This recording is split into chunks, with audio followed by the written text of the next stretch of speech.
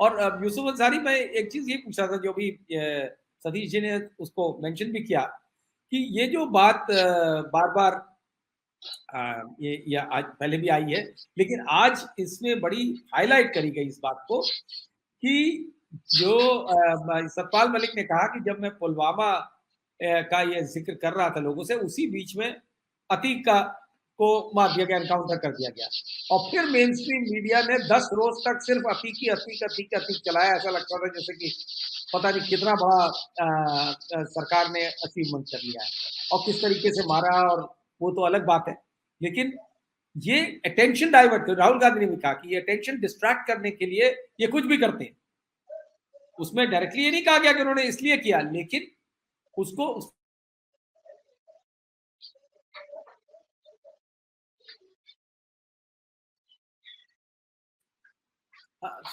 हाँ यूसुफ। जी जी, बिल्कुल सही बात आपने कही। यूसुफ, आपको आवाज आ रही है?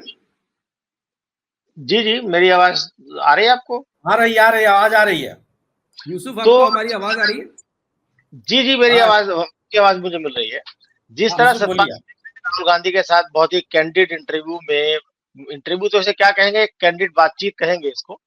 और उसके दो महत्वपूर्ण पहलू ये हैं कि राहुल गांधी उन तमाम आरोपों को अपने मंच से लाना चाहते हैं जो सतपाल मलिक काफी दिन से लगा रहे थे। यानी उसे राहुल गांधी एक तरह से अपने मंच पे लाके ऑथेंटिकेट कर रहे हैं, उनको ओन कर रहे हैं। और राहुल गांधी ने फिर ये आरोप गंभीरता से लगाया कि जिस वक्त सतपाल मलिक ने पुलवामा का मुद्दा ये उठाया और ये शक जाहिर किया कि भाई इनका करवाया हुआ हो सकता है। हालांकि सतपाल मलिक ने एक लाइन खींची है, उन्होंने ये कहा कि साहब इसमें मैं ये नहीं कह रहा हूँ कि साहब इन्होंने करवाया होगा, लेकिन मैं ये कह रहा कि इसका उन्होंने राजनीतिक लाभ उठाने की भरसक कोशिश की है। और उन्होंने इस चीज को दोहराया कि जब उन्होंने प्रधानमंत्री को उसकी जानकारी दी तो उन्होंने चुप रहने के लिए कहा। और डोभाल का फोन आया, ये भी उन्होंने दोहराया। यानी वो जो अलग अलग मंच पे पहले कहते रहे थे, राहुल गांधी के साथ बातचीत में उन्होंने पुरजोर तरीके से उसको एक बार फिर दोहराया। और राहुल गांधी ने उन्हें मंच देके उन तमाम आरोपों को अपने मतलब ये कह रहा, उनको ओन किया एक तरह से और सरकार पर हमला बोला है। और इस चीज को जो डिस्ट्रक्शन वाली बात आई है, सतपाल मलिक शुरू से ये बात कह रहे हैं जब से उन्होंने पुलवामा पर मुंह खोला है कि 2024 से पहले ये सरकार हवा का रुख बदलने के लिए कुछ भी मतलब कुछ भी कर सकती है। पुलवामा जैसा अटैक, बालाकोट जैसी बात, और वो पिछले काफी दिन से ही चर्चा है ही कि भाई पीओके में कुछ होना जा रहा है और पीओके वाले डिमांड कर रहे हैं मोदी सरकार से, भाई आप आइए हमारे यहाँ ऑपरेशन कीजिए, जैसे आपने मुक्ति वाहिनी का समर्थन किया था बांग्लादेश में, उस तरह की चीजें तो हम आ रही है।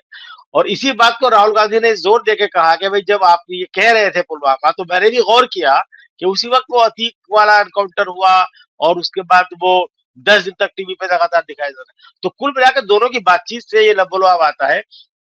तो ये बातचीत जो कोशिश हुई है दोनों तरफ से, वो ये कोशिश है कि जनता के दिमाग में ये बात बता देना कि बीजेपी, खासकर नरेंद्र मोदी और अमित शाह के नेतृत्व वाली बीजेपी 2024 का चुनाव जीतने के लिए कुछ भी कर सकते हैं, किसी भी हद तक जा सकते हैं। देश के दो महत्वपूर्ण नेता एक साथ बैठ के जब कैंडिडेट बातचीत कर रहे हैं, उसमें इस बात को रेखांकित कर रहे हैं, जोर देके कह रहे हैं।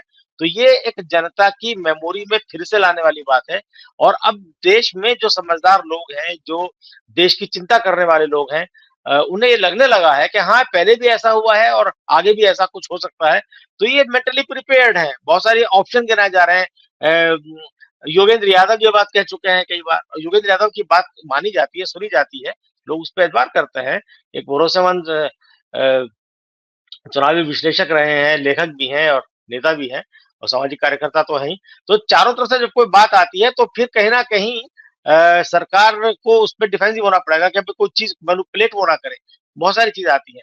तो मुझे लगता है कि आज का जो ये इंटरव्यू या कहे कि कैंडिडेट बातचीत जो आई है सतपाल मलिक और राहुल गांधी की, ये एक नया एक्सपेरिमेंट राहुल गांधी ने किया है। और यूट्यूब के जरिए या सोशल मीडिया के जरिए जितनी भी रीच इसकी होगी, जहां तक ये लोग पहुंचेगी, और मुझे लगता है कि उसका सकारात्मक असर एक पड़ेगा। राहुल गांधी एक नए अवतार में लोगों को दिख रहे हैं। एक बहुत महत्वपूर्ण बात जो राहुल गांधी ने और इस बातचीत से निकल कर आई है। राहुल गांधी सतपाल मलिक से पूछते हैं कि भाई आपने करियर की शुरुआत कैसे की, तो वो बताते हैं कि भाई किस तरह से मैं चौधरी चरण सिंह से मिला, और चौधरी चरण सिंह ने हल्के फुल्के अंदाज में उन्होंने एक बात कही कि चौधरी चरण सिंह को था कि भाई मुझे किसी भी तरह देश का प्रधानमंत्री बनना है, तो इसलिए वो थोड़ा सा इधर उधर करते रहे। तो इस पर राहुल गांधी ने चुटकी ली कि भाई आखिर ऐसा क्यों होता है राजनीति में कि भाई आदमी चाहता था मुझे बाय हुक बाय क्रुक ये करना ही करना है। तो इस पे सतपाल मलिक ने कहा कि साहब आपकी सबसे बड़ी ताकत यह है कि आपने सब चीज त्याग दी है। आपने कहा बार बार कि मुझे कुछ नहीं चाहिए, तो ये आपको तमाम नेताओं में बड़ा बनाता है। और मैं शरद जी आपके प्रोग्राम में पहले भी मैं कई बार कह चुका हूं, और मैं फिर ये बात जोर देकर कह रहा हूं कि अगर इंडिया गठबंधन सत्ता में आता है तो राहुल गांधी प्रधानमंत्री पद उसी तरह ठुकराएंगे जिस तरह बिल्कुल 2004 में सोनिया गांधी ने ठुकराया था। और मेरे हिसाब से मल्लिकार्जुन खड़गे जो कि कांग्रेस अध्यक्ष है, वो प्राइम मिनिस्टरियल कैंडिडेट है कांग्रेस की तरफ से अनऑफिशियली, और उनका कद उस हिसाब से काफी बढ़ रहा है। तो आज सतपाल मलिक ने जो बात राहुल गांधी को के साथ में कही, मुझे सबसे ज्यादा अपीलिंग बात ये लगी कि उससे उन्होंने राहुल गांधी का कद बढ़ा दिया है। और अब ये सतपाल मलिक ने जिस तरह राहुल गांधी के साथ बातचीत की और जो बातचीत का लबो-लुआब रहा और जिन मुद्दों पर बातचीत हुई, उसमें उन्होंने राहुल गांधी का कद वहां लाके खड़ा कर दिया है जो जेपी आंदोलन के टाइम पे जेपी का कद था। यानी विपक्ष के एकमात्र नेता, अनडिस्प्यूटेड नेता के रूप में उन्होंने एस्टेब्लिश करने की कोशिश की है राहुल गांधी को। और सतपाल मलिक से ये जो बातचीत राहुल गांधी ने की है, इसका एक बड़ा मैसेज है। राहुल गांधी का सेंसस का मुद्दा उठा रहे हैं, उन्होंने किसानों के मुद्दे पर बात की है, और दोनों ही कॉन्स्टिट्यूएंसी को सतपाल मलिक रिप्रेजेंट करते हैं।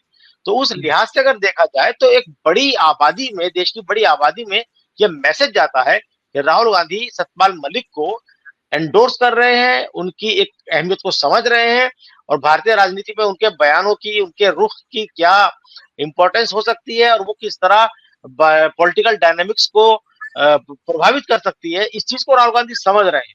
तो मुझे लगता है कि एक अच्छा दांव राहुल गांधी ने चला है, एक अच्छा राजनीति की बिसात पे एक अच्छी चाल है। अब देखते हैं कि नरेंद्र मोदी की तरफ से चाल का क्या जवाब आता है, और मुझे लगता है कि चाल तो राहुल गांधी ने अच्छी चली है। अब देखिए इसका क्या जवाब आएगा और क्या इसका नतीजा होगा, तो वक्त बताएगा। सत्य हिंदी का ऐप डाउनलोड करें गूगल प्ले स्टोर पर।